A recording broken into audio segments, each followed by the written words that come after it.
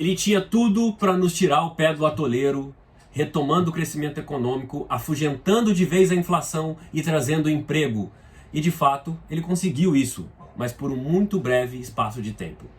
Eu estou falando do Plano Cruzado, uma das páginas mais importantes da história política e econômica do Brasil e que foi implementado durante o governo Sarney. É para te contar um pouco sobre esse episódio que eu apareço aqui hoje. Muito prazer, eu sou Túlio Augustus, sociólogo e professor, e convido você, minha caríssima, você, meu caríssimo, a serem parte do único plano que sempre dá certo por aqui, que é o de se inscrever aqui nesse canal, clicando aqui embaixo, deixando suas impressões aí nos comentários, deixando o seu like aqui no vídeo se você gostar dele. Falemos então do Plano Cruzado, né? Esse é um espaço que normalmente eu falo de assuntos sociológicos por excelência, porque é essa a minha área, mas tudo que diz respeito à vida humana é passível de ser estudado sociologicamente. Por isso que eu venho hoje falar desse capítulo sobre a nossa história econômica, né?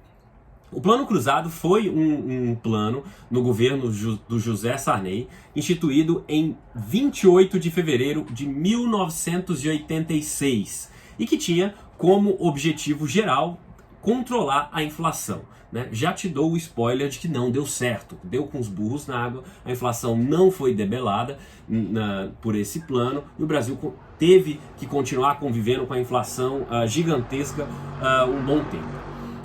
É preciso contextualizar um pouco o governo do Sarney, né? O Sarney foi eleito indiretamente pelo Congresso Nacional, e ele já assumiu o governo sem muita legitimidade, né? Havia um certo mal-estar na sociedade brasileira. Afinal de contas, passados 21 anos de ditadura militar, o brasileiro estava louco para votar para presidente, mas o Congresso disse não aprovou a emenda das diretas, e o Congresso votou pelo novo presidente indiretamente. O brasileiro se contentou com o fato que pelo menos agora era um presidente civil, não era mais um militar que o Brasil tinha que engolir sem legitimidade, sem lastro político, né?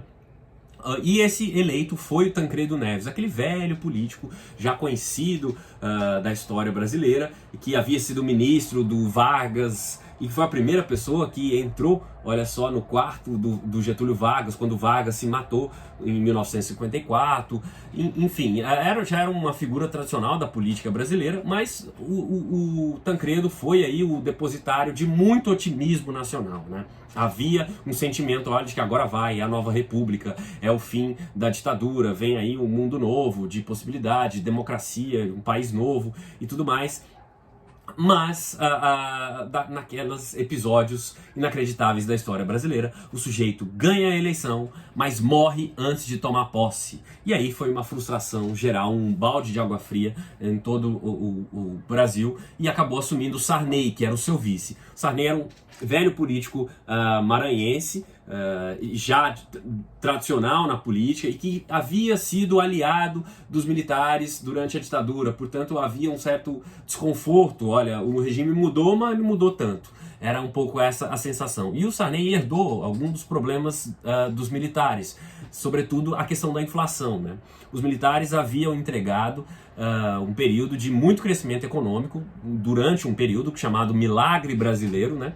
Embora tenha sido um crescimento sem inclusão, sem distribuição de renda e com redução do poder de compra, né? Com um aumento muito grande da inflação. O Sarney herdou isso, com o Brasil com uma dívida externa impagável de mais de 100 bilhões de dólares e com uma inflação em torno de 500% ao ano, né?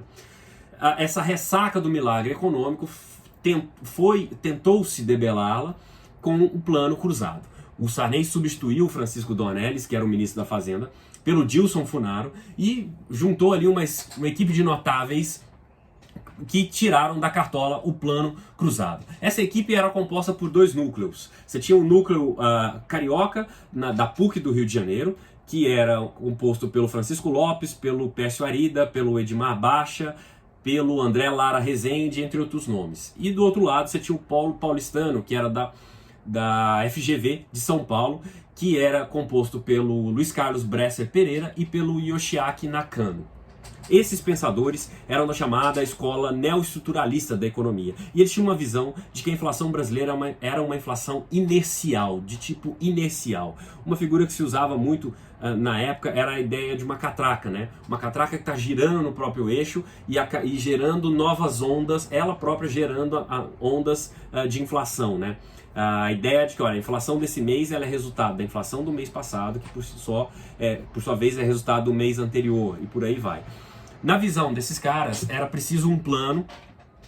Claro que houve divergências entre eles, mas prevaleceu a ideia de que era preciso um plano que congelasse os preços e congelasse os salários e que também substituísse a moeda para que fosse possível debelar a inflação. E isso foi o plano cruzado, né?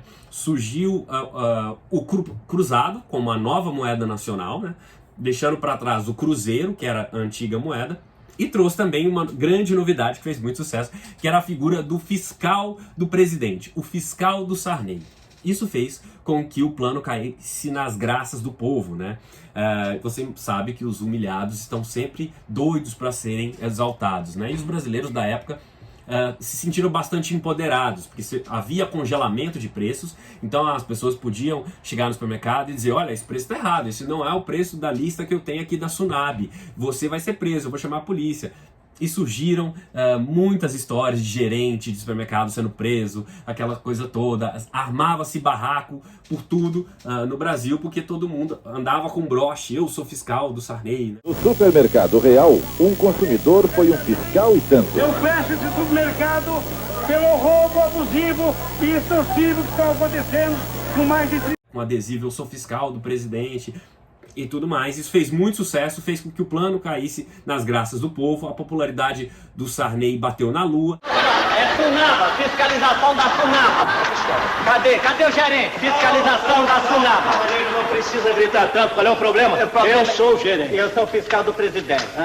Mas rapidamente voltou para um nível muito baixo, porque o plano o plano surgiu em fevereiro, mas já lá para outubro já tinha dado completamente errado. Isso porque faltou política fiscal nesse plano. Esses pensadores, como eles acreditavam que a inflação brasileira era do tipo inercial, eles achavam que o déficit público não interferiria na inflação. E na verdade foi um programa expansionista, que expandiu os gastos públicos, né? O déficit público continuou sendo financiado com emissão de papel moeda. De mais e mais papel moeda, né? As exportações brasileiras caíram bastante e as importações aumentaram, então a gente começou a ter um déficit muito grande na balança comercial nacional. Enfim, uma série de mecanismos, aí tinha também um mecanismo dos gatilhos, né? Quando se alcançava 20% da inflação, automaticamente aumentavam os salários em geral. Isso começou a gerar um monte de distorções, começou a faltar produto no mercado, começou a surgir o tal do ágio, né? Você chega no mercado, o preço da carne está 100, mas as 100 eu não te vendo, a 100 cruzados. Agora se você pagar 120 cruzados, aí eu pagando esses 20 por fora, eu te vendo. Aí começou a botar ágio nas coisas, né? Você tinha distorções grandes no sistema. O Monza, em meados de 86, o Monza, que era um carro muito popular e muito bom da época, você comprava um Monza usado por um preço maior do que era vendido novo na concessionária. Então, por conta desses congelamentos de preço que não davam mais certo. Deu certo até as eleições e, de fato, o Sarney e o seu grupo conseguiram eleger os governadores de praticamente todos os estados. Se eu não me engano, a única exceção foi o estado de Sergipe. E elegeu-se uma Assembleia Constituinte que ia redigir a nova Constituição, que foi a Constituição de 88, né? E essa Assembleia foi majoritariamente composta pelo PMDB, que era o partido do Sarney, aquele grupo que chegou ao poder ali junto com ele.